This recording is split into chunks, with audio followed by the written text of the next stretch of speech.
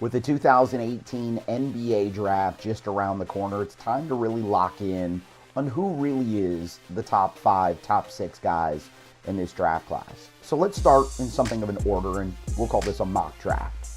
At number 1, the Phoenix Suns have a lot of choices. There's a lot of really interesting guys. They've looked at a lot of them. But at number 1, the pick is DeAndre Ayton for a whole bunch of reasons. He's an incredible player with a tremendous upside.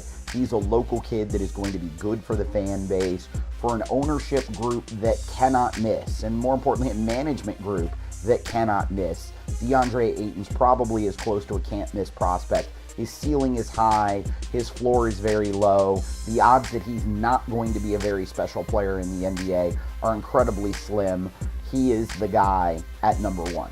The Sacramento Kings at number 2, something of a mystery right now, and this will change obviously as we get up to really the minutes before the draft. But the Sacramento Kings at number 2 look like the home for Michael Porter Jr. Now, there's some questions about his back. They're legit. The Sacramento Kings are going to have to come to peace with what do they know medically. Word is they're going to get a real long look at him. If he turns out to be everything they want him to be medically, he's probably the very best guy for them in terms of a draft pick. That gets us to number 3 with the Atlanta Hawks, and the Hawks find themselves with all kinds of interesting options available to them. But there's a guy the Hawks have been in love with since the beginning of this process, and that is Trae Young from Oklahoma. Trae Young at number 3 seems impossibly high, but they say in the draft process, if you can't trade down to get who you want, just go ahead and take him with your pick. I think Atlanta is going to do that with Trae Young. That gets us to number 4, the Memphis Grizzlies. When the Grizzlies started the process, they wanted Luka Doncic. And the fact that they didn't get one of the top picks in the lottery meant they might not get him. And as luck would have it, they could get him at number 4. There's almost no chance he's not off the board to the Memphis Grizzlies at number 4. So we'll put him there at that pick.